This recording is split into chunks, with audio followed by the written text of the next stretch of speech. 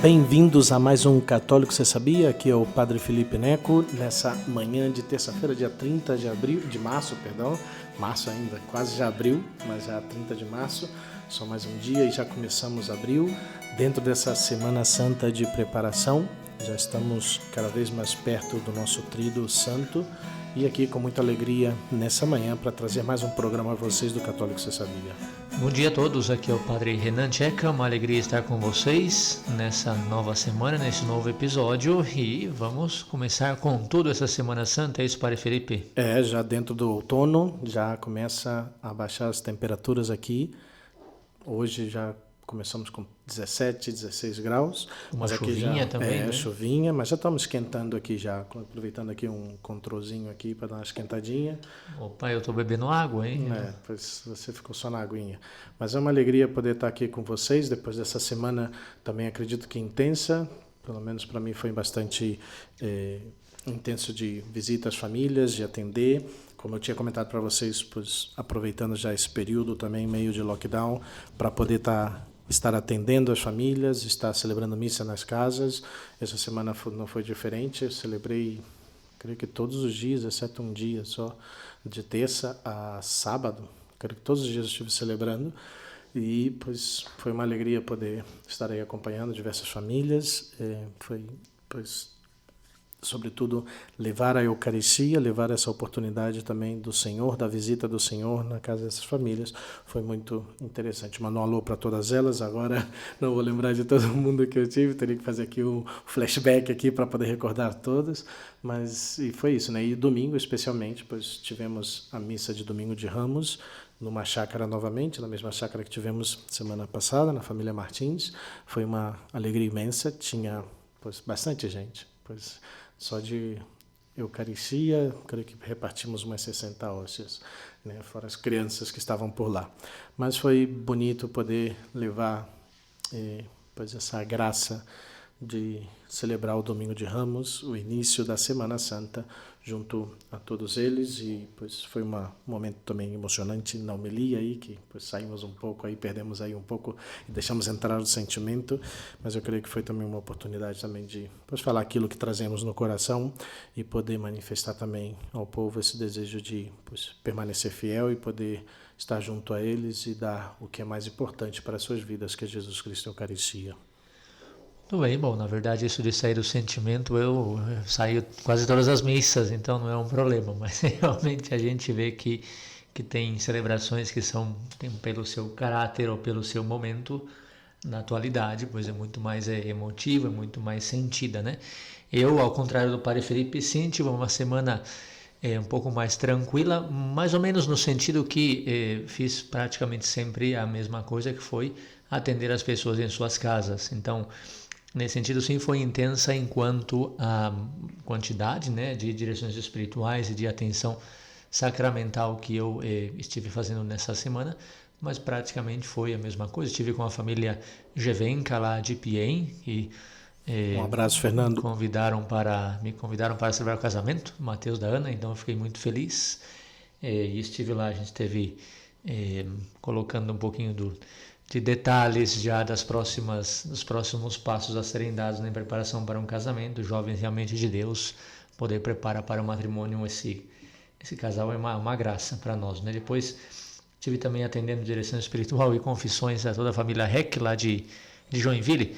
A família Reck é uma família muito querida, muito abençoada por Deus também, e de uma vida espiritual muito intensa, que quando eu vou lá, eu sento na mesa para tomar um café e depois do café vou um por um. Eles são 5 filhos, né? Então vai um por um, a mãe, a filha, o outro filho, o outro filho, o outro filho, depois o namorado do filho vem também, e é muito bonito ver como a gente, numa mesma família, fica ali 2, 3 horas atendendo um por um. Parece multidão de confissões com essa família, né? Mas é uma graça. Também envio o meu alô aí à família Reck. Tive a oportunidade de fazer uma adoração online com um grupinho de ECC lá de Joinville, também foi um momento muito bonito. O ECC lá de Joinville eu trago no coração sempre, um grupo de encontro de casais com Cristo, que ali na Diocese de Joinville é muito forte e faz um trabalho muito bom, muito, muito bonito. E depois, sábado, domingo, direções espirituais, missas, que eu também celebrei 3 missas domingo de Ramos, mas graças a Deus lá na nossa diocese em Joinville está permitida as missas com povo, né? 25%, mas estão permitidas. Então tive a graça de celebrar 6 missas e depois cheguei já na noite, cheguei no limite. Nós aqui, Legionários de Cristo, temos marcado um ideal, um compromisso comunitário de que todos estejam pontuais para o jantar comunitário na noite do domingo. Eu venho de Joinville, né? Então imagina, mas cheguei nesse domingo passado no limite. Cheguei quando estavam rezando para começar o jantar, então ainda cumpri com o nosso compromisso comunitário e hoje estamos aqui de novo depois do nossa segunda-feira comunitária. Estamos aqui de novo para começar mais uma semana e como sempre começando com o episódio do Católico Você Sabia. É isso aí, e já preparando já o coração para a Semana Santa, né? Porque são, né, tenho repetido muito, creio que já falamos aqui também, pois são os dias mais especiais da nossa vida como cristão. É a nossa semana, a semana de mais graças. Creio que também já falei, se não me equivoco, com uma frase de Santo Afonso de Ligório. Isso não é bem assim, é muito parecido, não? Que as graças que recebemos, pois nesse período, é a graça que vai durar todo o ano, né? Que vai nos abastecer para poder seguir fiel, crescer na vida de virtudes, na vida de graça mesmo, durante todo o ano. Então, poder viver essa semana de modo intenso, pois esse é o desejo, não, de cada um de nós aqui do Católico Você Sabia, para cada um de vocês, queridos ouvintes, para que sejam dias de encontro com o Senhor, com a sua misericórdia, aqueles que ainda estão em busca do sacramento da confissão, que ainda estão aí, pois, tentando encontrar, pois também estamos disponíveis por aqui, não os que estão em Curitiba, em Joinville, o Padre Renan, certamente, e pois não deixem passar a graça, não? Também para viver também o mandamento do Senhor de nos confessar pelo menos o mandamento da igreja, não? Pelo menos confessarmos uma vez ao ano para o período da Quaresma, para preparar para a Semana Santa. Então que seja uma oportunidade de chegar o melhor possível, com o nosso coração preparado, viver todas essas graças, essa chuva de graças que será realmente esse tríduo pascal.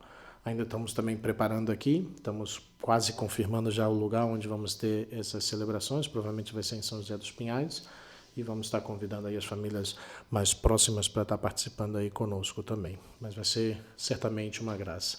Agora que temos que agradecer a Deus, porque também em Curitiba, com todas as dificuldades e as limitações, mas já foi autorizado também as missas, então por isso a gente pode celebrar com muita alegria e com muita paz e consciência, de certa forma, e agradecemos a Deus por essa oportunidade, né? Sem dúvida, eu me coloco no lugar de tantos padres aqui que estão trabalhando em Curitiba e vejo a dor, né, de poder de repente ir para outra cidade para poder celebrar, ou poder celebrar de repente numa casa, não sei, né? Mas graças a Deus agora está permitindo com um limite mínimo, mas é algo e nós temos que agradecer a Deus sempre a sua ação, né, nas pessoas que permitem hoje podemos estar vivendo essa Semana Santa muito unidos ao Senhor, também com a celebração eucarística. E vamos lá, vamos então entrar no tema. O tempo vai ser curto, acredito eu, também contamos com a participação do Padre Renan, mas é um tema que para mim é bastante querido, bastante caro. É um tema, na verdade, que é fruto da teologia, olha só, um trabalho de escritos joânicos e cartas joaninas, não, cartas católicas. Então é uma matéria que eu gostei bastante e aí falamos de um tema que, como eu falava, que eu gosto muito, que é sobre o Cordeiro de Deus. E pensando em todo esse contexto pascal, essa é a profundidade do que vamos viver, não? A ceia pascal, a ceia do Cordeiro, o sacrifício do Cordeiro.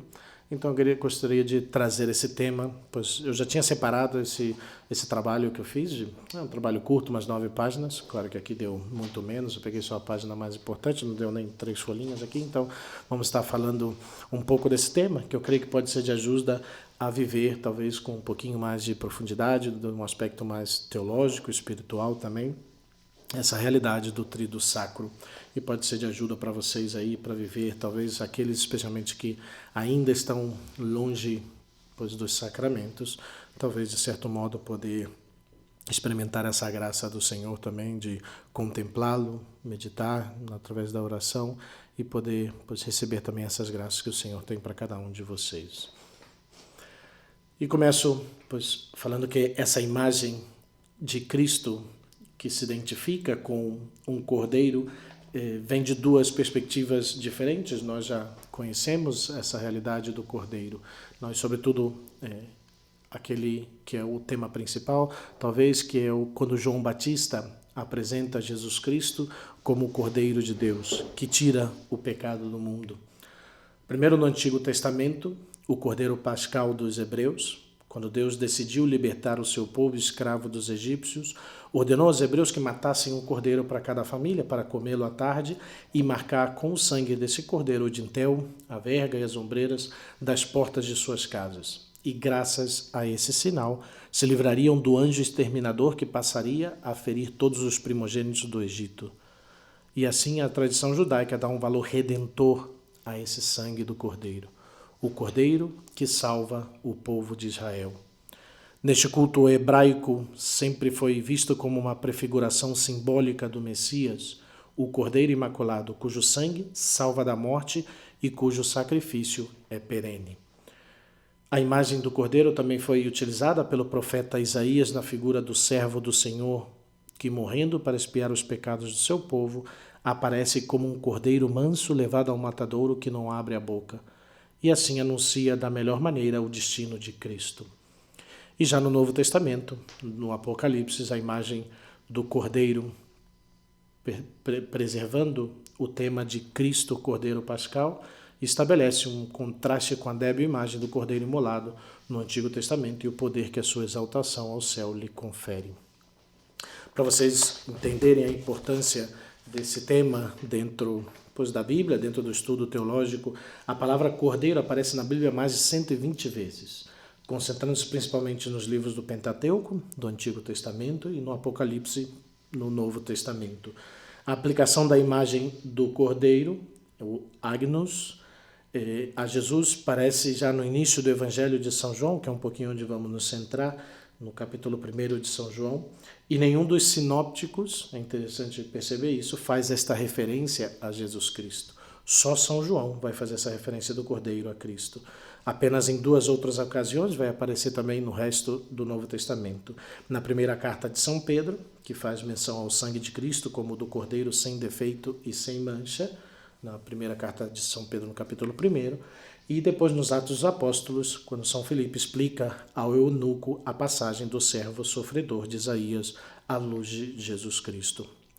São João recolhe então essa plenitude do simbolismo e repete-o no 4º e no 5º capítulos do Apocalipse, tendo nesse livro 28 referências ao Cordeiro. Então é impressionante ver como o símbolo do Cordeiro é algo muito comum e vemos tantas imagens, não do Cordeiro sacrificado, às vezes nas próprias hóstias que se utiliza para a consagração, também vem com essa imagem do Cordeiro. O Cordeiro é algo bastante comum para nós católicos. Essa representação de Jesus como um cordeiro deriva então de duas ideias. Uma, que desde o início a comunidade cristã vê Jesus como ele se vê, servo de Deus de Isaías, que é paragonizado como um cordeiro que sofre pacientemente e é referido no 8º capítulo dos Atos dos Apóstolos. A segunda ideia seria em relação à crucificação, que ocorre na festa da Páscoa hebraica, que São João simboliza com o Cordeiro Pascal, que se serve na última ceia. Em outras palavras, a figura de Cristo, o servo de Deus, manso como um cordeiro, e Jesus, o verdadeiro Cordeiro Pascal. No entanto, a aceitação da figura de Jesus como o Cordeiro de Deus só pode ser totalmente compreensível pelo fato de que se referir à palavra em aramaico talha, tendo esse duplo significado do cordeiro e de jovem, servo. Essa tradução que se buscava podia ter esses dois significados. E pode ser que originalmente, até comentando essa mesma passagem de São João, no capítulo 1, no versículo 29, depois no 36, São João Batista se referisse a Jesus como um servo de Deus. Então, permaneceria mais bem essa tradução agnus, ao contrário, já que teria papel determinante na recepção e talvez no surgimento da representação de Jesus como Cordeiro de Deus. Isso nasceu na área linguística grega e daqui se explicaria a exclusividade da referência na literatura joanina.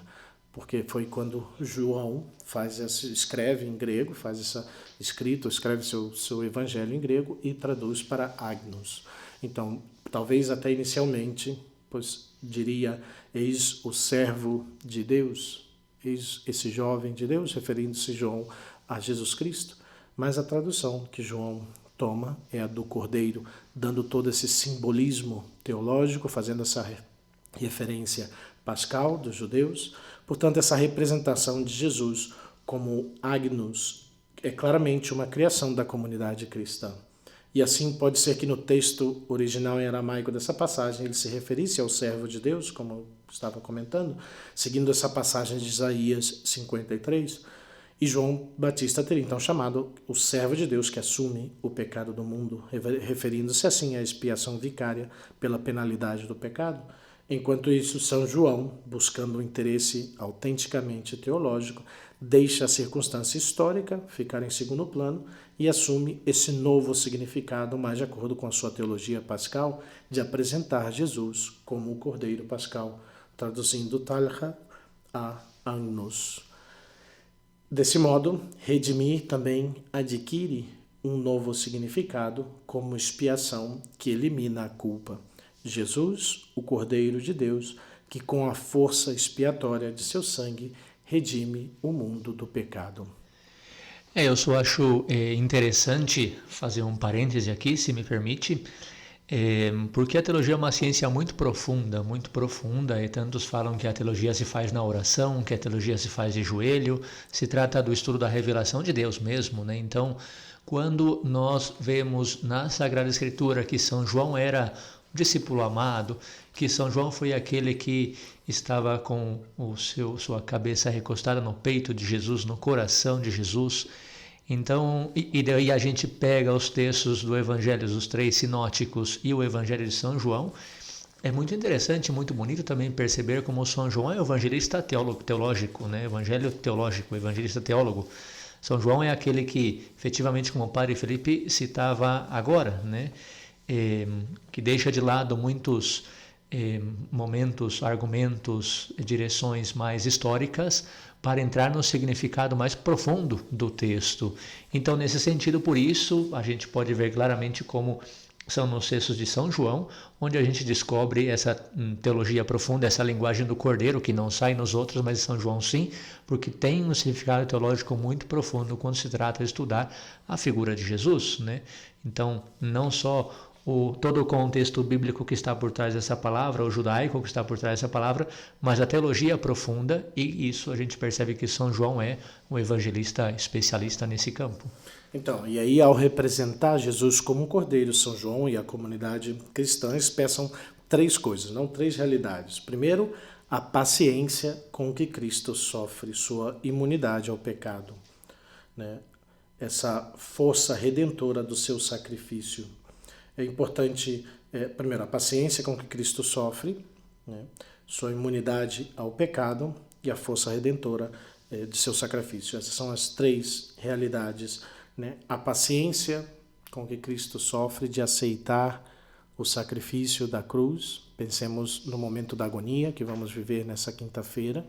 Jesus sabendo tudo o que viria a sofrer, a tal ponto de chorar, de suar sangue, lágrimas, mostra toda essa paciência de poder receber esse sacrifício. Sua imunidade ao pecado, ele que não tinha pecado, né? Era puro, sem mancha, sem defeito, mas ainda assim aceita levar os nossos pecados. E a força redentora do seu sacrifício. O sacrifício que salva, que redime. Isso é o que vamos viver. Essa é a realidade e a força dessa representação de Jesus como um cordeiro. Paciente como um cordeiro oferecido em sacrifício, o Salvador vai à morte pelos outros na cruz. Com a força expiatória de sua morte inocente, ele anulou a culpa de toda a humanidade, não só de Israel, como era a do Cordeiro Pascal.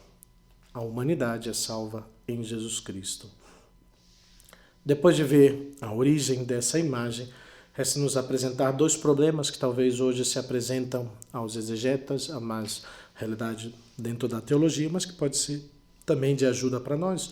explicar a imagem no sentido que o evangelista queria e encontrar as raízes nas imagens bíblicas judaicas ou cristãs. Não? Essa é a primeira ideia. E depois, para esclarecer se e como foi colocado na boca do Batista, já que a tradição sinótica não o menciona, ou seja, já que os outros evangelistas não mencionam o cordeiro, pois por que colocamos na boca de João Batista o cordeiro? Em relação à primeira dificuldade, ou talvez esse primeiro problema de explicar essa imagem no sentido que o evangelista queria e encontrar essas raízes nas imagens bíblicas, judaicas ou cristãs, pois como ponto de partida, precisamos ter em mente a primeira carta de São João, quando menciona que Cristo veio para tirar o pecado e nele não havia pecado. Segue-se que se pretende, pois, falar coletivamente de todo o peso dos pecados da humanidade e é compreendido na morte vicária e expiatória de Cristo.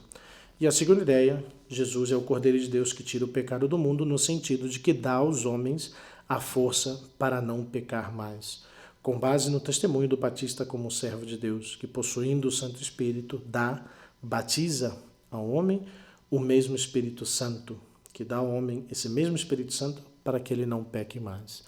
Essa é toda a teologia, toda a realidade que vamos viver de modo realmente pleno nesses dias santos. Jesus, o Cordeiro de Deus, que nos dá a graça, a força, os dons, as virtudes, para não voltarmos a pecar. Isso é parte da nossa fé. Isso é parte de saber que o pecado não tem a última palavra na nossa vida. Esse é o significado do sacrifício redentor de Jesus Cristo, que vem para nos dar o Espírito Santo que necessitamos para viver a vida nova, a vida de ressuscitados. Tendo em consideração a imagem do Cordeiro, não se pode ignorar o conceito do Cordeiro Pascal, que no cristianismo primitivo ocupa um lugar de notável importância e significado para a morte de Jesus. O Cordeiro Pascal do Novo Testamento, que segundo a cronologia joanina morre ao mesmo tempo que os Cordeiros Pascais dos judeus eram mortos no templo, seus ossos não são quebrados. Isso é bem interessante quando vemos até o tema do dia, realmente sobre quando foi feita a última ceia. Né? Tem toda essa questão também entre a diferença entre São João e os sinópticos, se foi realmente no sábado, na sexta, na quinta. Então é bem interessante ver que, dentro da própria teologia joanina, São João coloca essa mesma ideia, que Jesus Cristo é morto no mesmo dia que são mortos os cordeiros pascais e seus ossos não são quebrados. No entanto, deve-se considerar uma nova proposta que, segundo certas imagens do Apocalipse, gostaria de dar ao Cordeiro de Deus não uma função expiatória, mas características de soberania. Esse talvez é o outro sentido que dentro do livro do Apocalipse quer dar. Então é possível que o Cordeiro, sempre indicado como esse Anion, né, esse Agnus, Arnion, torna-se o vencedor do fim dos tempos. E talvez até uma melhor explicação sobre esse tema, sobre essa soberania de Cristo no Apocalipse, podemos ver no Banquete do Cordeiro, do Scott Hahn, esse livro incrível que explica a relação da missa com o Apocalipse e fala muito também do Cordeiro e vai falar desse Cordeiro realmente como esse Cordeiro que reina, vencedor do fim dos tempos. E é possível que São João tenha retomado a imagem do Cordeiro de Deus que tira o pecado do mundo, colocando na tradição apocalíptica. A verdade é que a figura do Cordeiro de Deus não pode ser entendida exclusivamente como servo de Deus ou como Cordeiro Pascal, porque na teologia cristã da Páscoa já existe a relação com o Cordeiro Pascal, mas o particular. A expressão Cordeiro de Deus, não encontrada em nenhum outro lugar, exige uma referência ao servo de Deus de Isaías 53, para que o cristão primitivo, para o cristão primitivo era de grande importância, para a compreensão messiânica, era de grande importância ter essa relação com esse mesmo servo sofredor. Em João, a influência do conceito de Páscoa e o duplo significado da palavra talha une o sentido dos dois tipos. Já esse segundo problema que havíamos mencionado, que era esclarecer como foi colocado na boca de João Batista, já que os outros evangelistas não mencionam, Pois São João realmente deu esse testemunho de Jesus. Segundo os sinópticos, ele preanuncia o juízo iminente sobre aqueles que não fazem penitência. Em Mateus, em Lucas, e o Messias, o mais poderoso, São Marcos vai falar, que tem, pois, que vai limpar, não que tem a eira na mão e vai limpar. É difícil encontrar nessas palavras um pré-anúncio da morte expiatória que vemos em Isaías 53. A solução talvez mais possível para isso deve ser procurada na natureza da exposição do evangelista, mesmo que a partir do testemunho do Batista sobre o messianismo de Jesus, queria mostrar aos leitores como havia algo especial e único nesse messianismo. Esse método de apresentar a interpretação cristã, ao mesmo tempo ao relato histórico, já é perceptível em todos os outros demais evangelistas. Os evangelistas não estão absolutamente interessados em fazer um relato historiográfico, né? Fazer uma imagem de toda a história da salvação, mas o gênero literário dos evangelistas é outro, o de uma história a serviço da fé. Não é uma história detalhada com dados de pessoas que viram e comentaram, não. É uma história a serviço da fé, que o conhecimento histórico traz à luz o que já estava contido nelas em germe. É de grande importância entender essa realidade, né? A Bíblia está toda escrita para a nossa fé, para a nossa salvação. Deixa eu só parar um pouquinho para dizer que justamente enquanto o padre estava falando, era nisso que eu estava pensando, né? Como nisso que ele comentou agora sobre a Sagrada Escritura, sobre a nossa fé como uma fé revelada. Então, nesse sentido, a revelação de Deus ela foi fazendo-se de uma maneira progressiva. Então, lá no início, Deus se revelou na criação, depois Noé, Abraão, seus filhos, sua descendência, depois até chegar a Moisés e tudo como já sabemos, e finalmente a plenitude dessa revelação de Deus, do seu plano para cada um de nós, chega em Jesus Cristo. Mas é interessante ver como já lá no início a nossa fé começou a ser revelada. Então, o nosso Antigo Testamento, que é o livro sagrado dos judeus, né, ele também faz parte dessa revelação para nós. E nós entendemos na nossa fé que o Antigo Testamento é toda uma figura daquilo que se vai cumprir com Jesus Cristo. É toda uma prefiguração daquilo que se vai cumprir no Novo Testamento com a vinda de Jesus Cristo.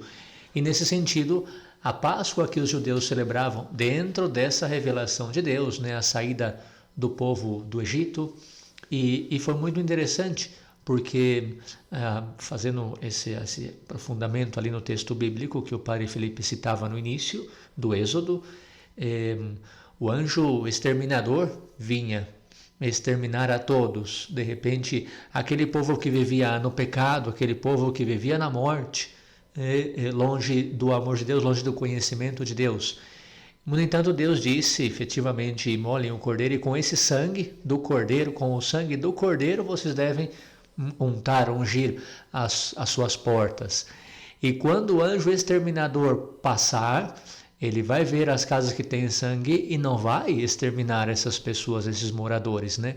Significa isso, é muito bonito quando a gente pensa que o cordeiro ele foi imolado, e pelo sangue do cordeiro, o anjo do Senhor privou da morte esses povos. Então, o que significa isso? Que figura que é essa que depois se realiza? Claramente o Cordeiro de Deus que nós estamos falando, né? Muito bonito ver a Bíblia e a nossa fé desde esse sentido. Ou seja, Jesus Cristo é o Cordeiro que derramou o seu sangue, e pelo seu sangue o anjo do Senhor não extermina nós, cada um de nós, né? Ainda que nós, pecadores, merecemos a condenação, mas pelo sangue do Cordeiro nós somos salvos dessa condenação. Então, justamente, é bonito você ver a nossa fé como uma fé revelada, que tem a sua figura tantas vezes lá no Antigo Testamento, mas depois se cumpre plenamente aqui no Novo Testamento com a vinda de Jesus Cristo, e a figura do Cordeiro não é diferente, né? Então, é muito importante entender a nossa fé e a nossa Sagrada Escritura desde essa perspectiva, esse ponto de vista.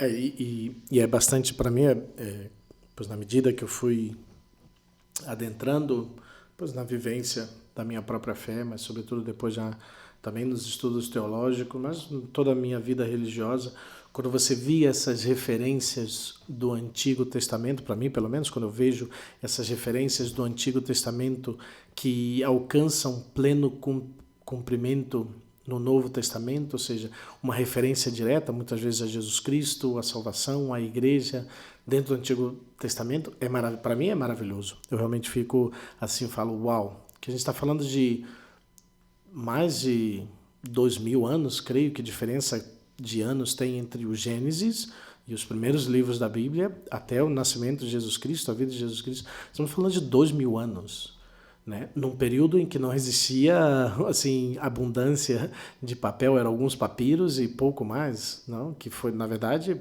estamos falando até na última etapa que começa um pouco a escrita.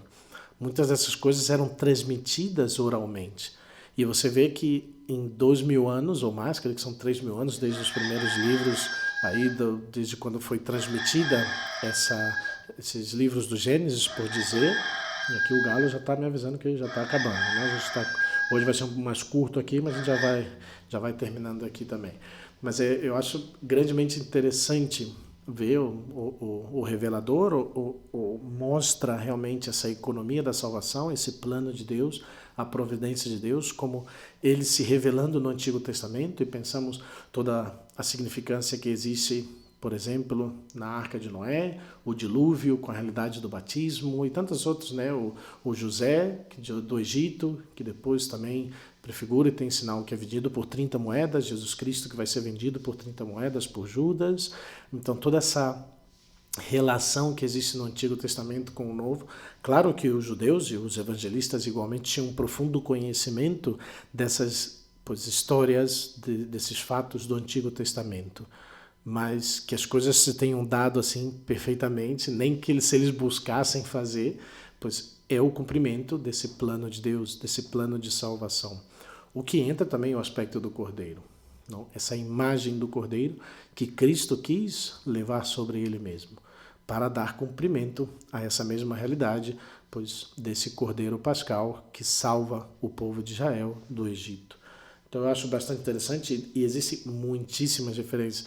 É até interessante que de repente eu encontro em algum lugar, ou talvez lendo algum livro do Antigo Testamento, caramba, mas isso tem referência com isso que aconteceu no Novo Testamento, aconteceu na vida de Cristo, acontece na vida da igreja. Então essa ligação que existe do Antigo Testamento com o Novo, que dá plenitude a esse Antigo Testamento, eu acho profundamente. Eu estudaria talvez Bíblia só para um mestrado em bíblico, só por isso, porque essa parte realmente eu me emociono mesmo e vejo como pois Deus vai levando, né? Não é simplesmente alguém que inventou alguma coisa. Não, estamos falando de 3000 anos de diferença quase entre um período e outro, e como isso pois vai confirmando esse plano de Deus de salvação. Eu acho impressionante isso. Mas vamos quase terminando aqui. Pois a nível pessoal, posso dizer que esse símbolo do Cordeiro sempre me encheu de significado e tem uma riqueza teológica e espiritual, antes mais limitada, e a dupla visão do Cordeiro sempre me ajudou a aprofundar ainda mais a realidade do sacrifício da Eucaristia, né? Eis o Cordeiro de Deus que tira o pecado do mundo. Isso que celebramos, que dizemos na Eucaristia, é a realidade também para a nossa salvação. E para ter mais presente essa realidade mais profundamente no momento anterior à comunhão, né? Quando dizemos realmente que esse Cordeiro tira o pecado do mundo. Então, isso também tem que ser de ajuda para até na nossa vivência da celebração da Eucaristia.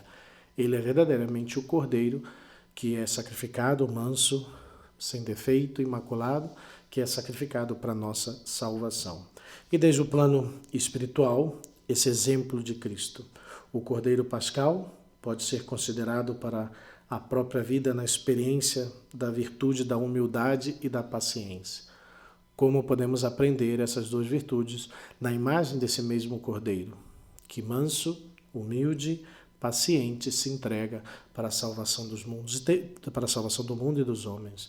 E como isso tem que nos ajudar também na nossa realidade de nossa vida de cada dia, de viver essa humildade, essa paciência no serviço aos demais, especialmente dentro da nossa própria família, Nós, sacerdotes, dentro do nosso ministério, muitas vezes aceitar as críticas, as queixas, também nessa mansidão, nessa humildade, nesse silêncio, né, como um cordeiro manso sem pecado que se oferece em sacrifício e não abre a boca. Né?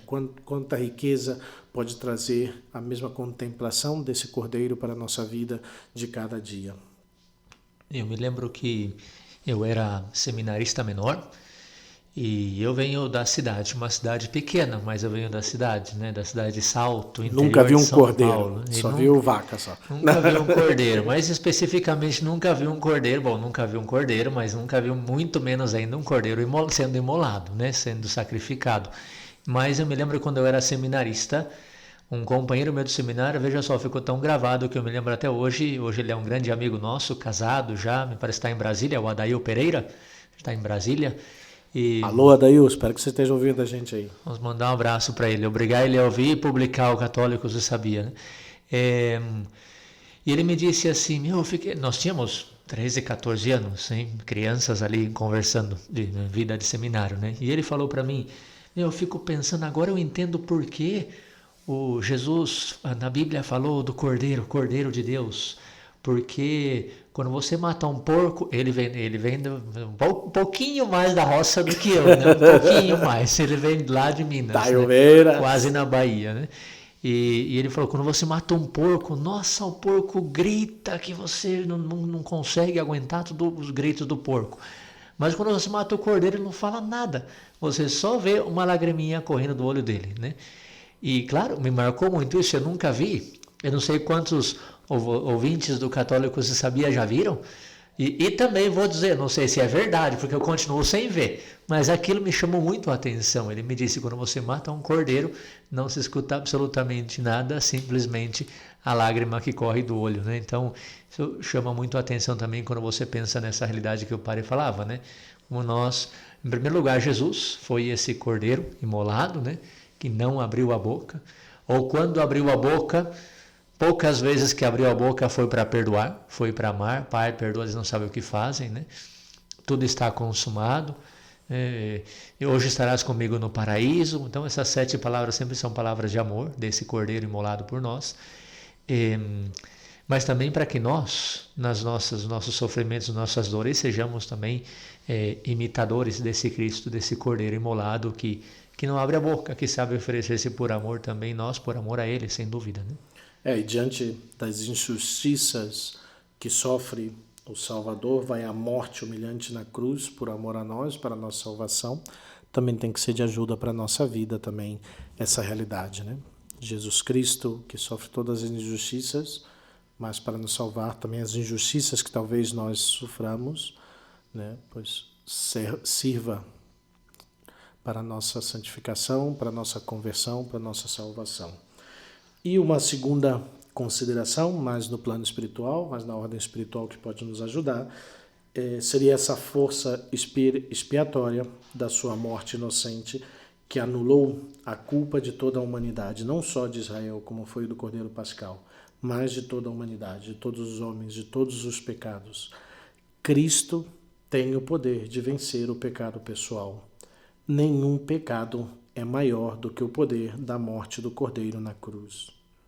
Mas ele não fica apenas ali, mas tirando o pecado do mundo, ele também dá aos homens a força de não pecar mais. Com base nesse testemunho de João Batista, como o servo de Deus, que possuindo o Espírito Santo, dá ao homem o mesmo Espírito Santo, ou seja, batiza o homem no Espírito Santo. Portanto, ele já tem a graça de não pecar novamente. Essa é, para a nossa vida de luta de cada dia, deve ser um constante ânimo, não?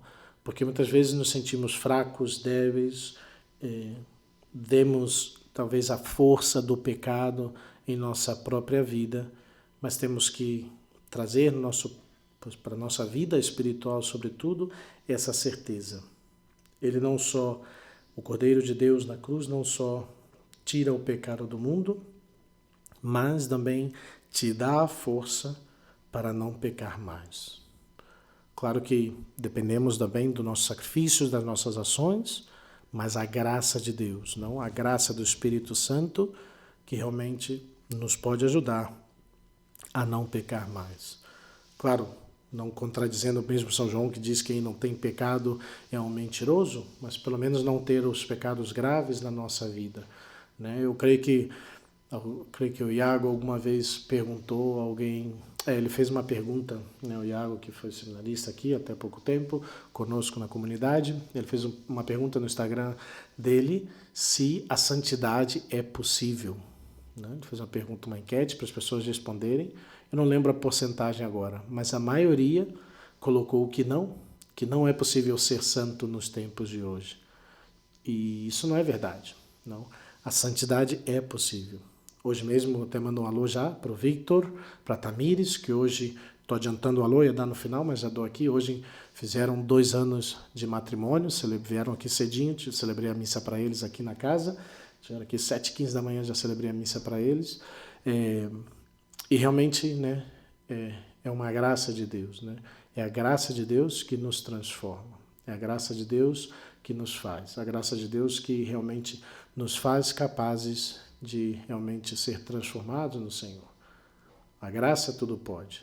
A graça de Deus, e temos que confiar que realmente a santidade é possível. E falava do Victor e Tamires, que eu queria recordar agora, que eu dei para eles de presente o livro da minha biblioteca católica, da Santa Gianna, né, a italiana, que eu já esqueci o resto do nome dela, mas a Santa Gianna, que, pois essa mãe que pois, preferiu permanecer com o câncer para ter a sua filha.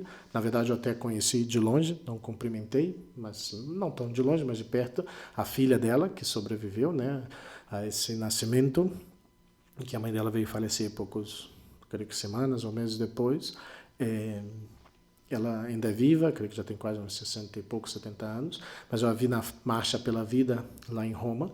Então, imagina, ela tem uma mãe santa, né? Então, essa santidade é possível. Eu falava esses dias, né? Especialmente vemos hoje em dia a igreja, sobretudo, quer marcar essa realidade. A santidade é possível, não só para sacerdotes, não só para religiosos, que talvez na história da igreja são os santos mais conhecidos, mas ultimamente temos visto como a igreja quer mostrar essa santidade também na vida dos leigos, na vida dos matrimônios, na vida dos jovens, agora com Beato Carlos Acutis, com tantos outros. A santidade é possível. A santidade é possível para cada um de nós. O pecado não tem a última palavra na nossa vida. E isso é a força desse Cordeiro que tira o pecado do mundo. Esse Cordeiro que nos dá o Espírito Santo, que nos batiza no Espírito Santo. E essa realidade que temos que renovar, viver cada dia de nossa vida. Não lutamos sozinhos, né? Temos a graça de Deus. E uma consideração final, meio para terminar já, seria que aquele Cordeiro vitorioso, já glorioso e poderoso que vemos no Apocalipse, realmente abre as portas do céu para nós. É o único que tem o poder de abrir os selos do livro da vida e de destruir de uma vez por todas sempre o mal em nossa vida e no mundo. O Cordeiro que nos alcança a realidade do céu, que nos abre as portas do céu. Hoje de manhã eu já estava cantando, né? Sou peregrino aqui, o céu é o meu lugar. Eu creio que é assim a música, já até esqueci, mas eu creio que é Sou estrangeiro. Sou estrangeiro aqui. Sou estrangeiro. É de música carismática, eu entendo, porque até nas minhas corridas eu escuto música carismática. Então, aqui eu já tinha esquecido como é que cantar. Não vou cantar muito aqui não, que eu não canto bem, ademais podem depois querer cortar. Nossa, sou estrangeiro aqui, o céu é o meu lugar. O céu é o meu lugar. O céu é a realidade da minha vida. E isso vamos contemplar no Tríduo Santo. O Cordeiro de Deus que nos abre as portas do céu para todos nós, para aqueles que queremos viver a realidade do céu. Por isso é necessário afirmar a importância fundamental também que esse Evangelho de João tem para a fé em Jesus Cristo, Salvador do homem, e a grande riqueza teológica que nele se encontra. E ainda mais o mistério extraordinário da libertação e salvação realizado por Jesus Cristo, pelo Messias, que João Batista testemunhou e anunciou, e que nos é dado encontrar em cada celebração eucarística. Eis o Cordeiro de Deus que tira o pecado do mundo. Deus, em Jesus Cristo, quis padecer incontáveis sofrimentos por um simples motivo, mostrar-nos o preço que foi pago com seu sangue pela nossa redenção. Mostrar-nos que o próprio Deus teve que assumir a forma humana para nos redimir. Acabamos de celebrar o mistério da encarnação. Deus que se faz carne, sempre dentro desse contexto quaresmal, desse contexto já próximo da Semana Santa. Faz 2 anos, celebramos em 2019, se não me equivoco, celebramos a festa da encarnação, no mesmo dia da sexta-feira da Paixão. Então todo esse sentido, Deus quis assumir a forma humana para nos redimir. Veio como cordeiro manso e humilde. Assim, cada pequena ferida foi pensada por ele como um sinal de seu amor por nós. Um sinal de quanto para ele foi penoso ter carregado os nossos pecados. Que essas reflexões também, de modo espiritual, que queríamos finalizar e deixar também nesse programa, sirvam também para a melhor vivência de cada um de vocês, queridos ouvintes do Católico Você Sabia, ter essa experiência desse Deus que se faz homem, que se faz cordeiro, manso e humilde para a nossa salvação. Muito bem, Padre Felipe, muito obrigado por essas reflexões.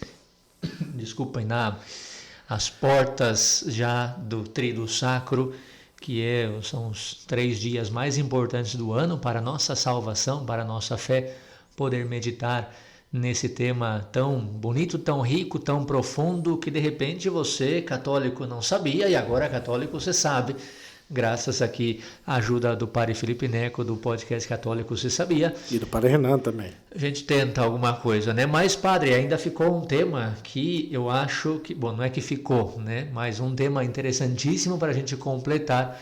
Agora tenho que meditar e pedir luz ao Senhor para ver se vou ser eu ou vai ser com você, porque você citou um livro muito importante, muito rico, muito bonito também, né?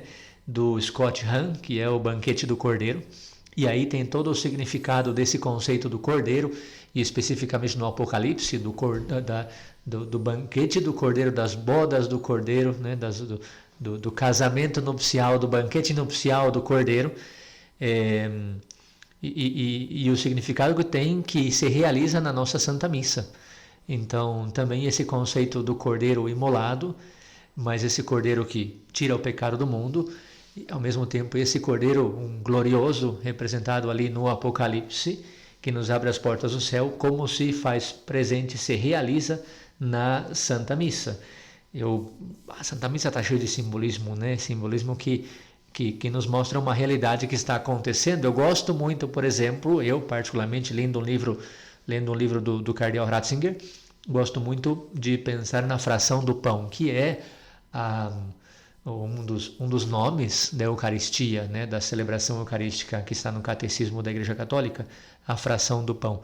E eu gosto muito até ali em Joinville, o bispo nos pediu, com um manual de liturgia, o bispo nos pediu que a fração do pão, sendo algo tão essencial na Santa Missa, que fosse feito de um modo também visível, né? Então, o padre tenta levantar o pão e mostrar o pão ao povo, o corpo de Cristo já, e na hora da fração do pão, que se representa realmente a fração do pão, que se mostre, que não seja ali o padre quebrando meio escondido, né? O corpo de Cristo. Isso é muito interessante, né? Você pensar como, por exemplo, não sei, na hora da fração do pão, pois a gente vê como o cordeiro imolado, que é partido, que é sacrificado, o corpo de Cristo partido na cruz, a hóstia que é partida ali na Santa Missa, tudo quer mostrar a mesma realidade. Então, de certa forma, a Santa Missa tem também esse rico significado desse cordeiro do Apocalipse. A pergunta é quando a gente vai tratar disso, porque o Padre Felipe abriu um leque muito bonito, espiritual, muito profundo, e de repente o tema da Santa Missa fica ali, né? O livro de Scott Hahn é um livro pequeno, mas é muito profundo. Eu não sei se a gente consegue tratar em um único episódio, mas vamos ver. Fica aí, abriu o apetite para você, fica aí, lanço a bomba, né? E depois vamos ver com quem explode essa bomba. Batata quente. O Padre Renan vai fazer isso aí. Batata quente. Vamos meditar, de repente, nessa Páscoa. É só você, ouvinte, que envie também suas sugestões, seu alô, seu abraço. E de repente esse é um tema muito importante para nós. Fica o convite também, de repente quem não conhece esse livro, poder ler, poder meditar, poder aprofundar nessa Páscoa. E quem sabe, nos próximos episódios do Católico Você Sabia, a gente pode tratar um pouco sobre esse tema também. O padre abriu o apetite, agora está aí a batata quente, vamos ver na mão de quem que ela fica, né? Mas é isso, pessoal. Mando um abraço para vocês. Desde já lhes encomendo para que todos vocês, queridos amigos, ouvintes do Católico Você Sabia, possam ter uma santa e feliz Semana Santa, um tríduo pascal cheio de graças e bênçãos para as suas vidas, e que realmente possam experimentar cada vez mais profundamente esse amor e essa misericórdia de Deus em suas próprias vidas. Estarei rezando por cada um de vocês. Que Deus lhes abençoe muito. Um tríduo sacro abençoado, uma Páscoa abençoada, e nesses momentos de provação unamos-nos ao sacrifício de Cristo, sabendo que é um sacrifício que sim passa pela paixão e morte, mas chega na ressurreição. Essa é a nossa certeza, o nosso lugar é o céu, como dizia o Padre Felipe. Então que também nós celebremos esse tríduo sacro da paixão do Senhor, cheio de sofrimento, de provações nessa pandemia, mas com a esperança na ressurreição, com a esperança colocada no céu. Uma feliz e santa Páscoa a todos.